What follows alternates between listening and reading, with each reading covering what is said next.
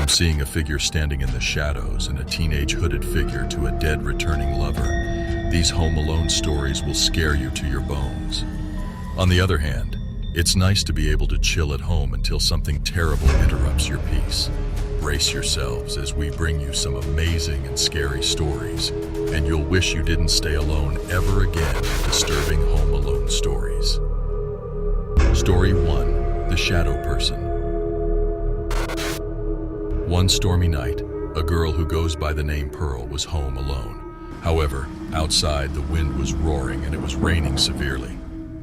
Pearl was sitting on the couch watching TV when she noticed an odd noise coming from the bedroom upstairs. She attempted to ignore it, believing it was nothing more than the wind moving objects. But then the sound continued, growing louder. It seems like there was an attempt to break into her home by someone or something. Pearl, however, decided to look into it and proceeded cautiously upstairs while holding a torch. As she got to the bedroom door, she carefully unlocked it to see that nobody was inside. She returned downstairs after deciding to examine the rest of the house when, suddenly, she heard footsteps in the hallway. She crept towards the chaos, her heart beginning to race. She was startled to see someone lurking in the shadows. It was a tall, black figure that appeared to be observing her with glowing eyes. Pearl was instantly paralyzed with horror. However, when the person got closer, it became clear that it was a man wearing a mask. Pearl let out a cry and fled back upstairs as he lunged at her. The man was continuously banging on the door while she put a call through to the police because she had locked herself in the bathroom. The police eventually found the invader after what felt like hours. Though Pearl was safe, she will never forget that horrible night spent by herself in her home. Ever since that day, she made sure to have company whenever she came home. Before we move on to the next story, please subscribe to our channel. Let us know what you think about this video. Story 2. The Dead Return Lover. Living alone has always seemed like an exciting experience to me. No more roommates to berate me for being dirty or playing loud music at strange hours. You can imagine how it would feel to have total control over my time and space. It would be joyous, or so I thought. It began with little incidents that I overlooked as coincidences or anxiety. When I was certain I had closed the curtains earlier, they would be drawn back, if only slightly, and a cup would be somewhere else than where I remembered placing it. Not much, but enough to cause me to doubt my abilities. However, it was late at night when I began to hear noises rubbing on the windows. The carpet covered the sound of footsteps. I've even woken up in my apartment to discover a door slightly open, which surprised me because I never leave my doors unlocked. I initially made an effort to convince myself that I was just delusional, but the sensation of being watched persisted. It felt like an enduring itch that I was unable to get rid of in the back of my mind. I began to feel uncomfortable in my own house and would frequently check my windows and doors, staying up longer and later to make sure I was safe. Then, when I was alone one day, I started getting calls from unknown numbers. The person on the other end was usually enigmatic and breathy, giving mysterious advice and cryptic praise. I tried to end the call as soon as I heard the voice, but it was too late because they had too much information about me already. Things quickly became more heated. Even though there was nobody there when I turned around, I had the unmistakable impression that someone was standing directly behind me, or objects would vanish and then turn up in a different place. I felt like I was being played with all the time, and I spent my entire life looking over my shoulder. But I decided to give it some time since perhaps I was just being paranoid. But things took a turn for the worst at that point. The calls from unknown numbers eventually became a visitor at my door, sometimes at strange times. I only ever observed footsteps and rapid breathing. I never saw the person. I had no idea who was pursuing me, why they were doing it, or when they would make their next move. As soon as I came to that realization, I knew I had to do something. I was unable to continue living in constant anxiety and uncertainty. And thus, I made sure that all of my windows and doors were closed and secure. I also installed a security system in my flat. At last, the visitor and the anonymous calls ceased, and I began to believe that perhaps everything would return to normal. That is, until my stalker sent me a package through the mail with a note revealing details about me that only they could know. I wondered how in the world this individual could have known those things about me, and I felt sick to my stomach. If I ever wanted to feel safe again, the note included an invitation to a public meeting place, along with the requirement that I arrive by myself unarmed. Even if it meant putting my life in danger, I knew I had to go to that place. I drove to the spot and anxiously waited, wondering who this person might be. My heart was racing and my palms were sweaty. I was about to turn around and leave when a hooded figure approached me. For a few seconds, I thought I was going to pass out, but then I heard the voice. It was the same person I had loved for many years, and I had believed he had died in a car accident only a few weeks prior. He had been remaining nameless to test my ability to function without him.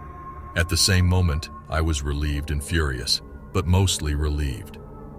I felt a wave of relief when I realized that I wasn't alone in the world, and that there was someone who was prepared to pretend to be concerned about my safety to keep me safe. The feeling that a person I cared about was always there for me, even if he made a mistake, never left me. Despite using unconventional means, he ultimately succeeded in completing the task. Story 3. A Teenage Shadow. There was something about this sense that was different from my previous beliefs in ghosts and spirits. It seemed like someone was observing everything I did. I made an effort to dismiss it as unimportant, but it just got stronger. My house seemed like a prison yard, which had once been my haven. All of this started when I relocated to a new place with more chances in an attempt to start again. However, I wasn't used to being by myself in a completely new setting. My skin prickled one night when I was alone in my flat, and I had a persistent feeling that I wasn't. There was a chilly air in the hallway and some light moving within the room. The lights flickered on and off a few times before completely going dark for reasons I cannot fathom. I assumed it was a singular incident, and perhaps I deliberately summoned the voices and hazy, shattering sensations within me. Around midnight, the sounds became more intense, and my heart began to pound in my chest, as though it were just waiting to be overwhelmed by a growing terror of worsening thoughts. Meanwhile, footsteps seemed to be approaching my door. As the bravery within me started to gradually consume me, I timidly mumbled, "Hello?" in answer to the shuffle in the front room. A response would have shown me it wasn't all in my head and would have spoken volumes. Instead, the sound of heavy breathing outside my front door and the warm breath of that person pushing through the cracks in the doorframe filled me with terror and shivers. Steps stomped up and down the corridor. Out loud, I heard the continuous sound of nails scratching viciously against the metal on the screen door all of a sudden. I crouched close to the couch, fearful that the culprit would come into the room where I felt safe. My heart pounded in my chest, beating to the rhythm of my impending death. I questioned how many other people had experienced the same desire to defend themselves and their surroundings, but were perplexed and unsure of whether it was happening. I observed a wrapped male figure crash up against my screen door from the borders of the patio. As his shadows parted and revealed him, I felt my heart sink as the silhouette of the dressed guy became visible. His cold stare seemed to pierce right through me, making me feel even more afraid.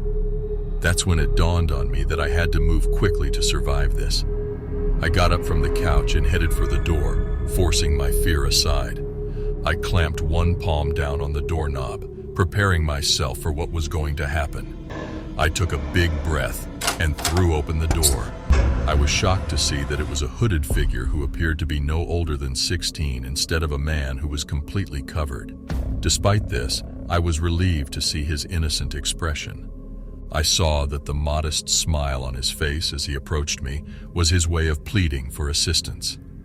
Even though it wasn't easy, I decided to assist him in making his journey home that evening safe.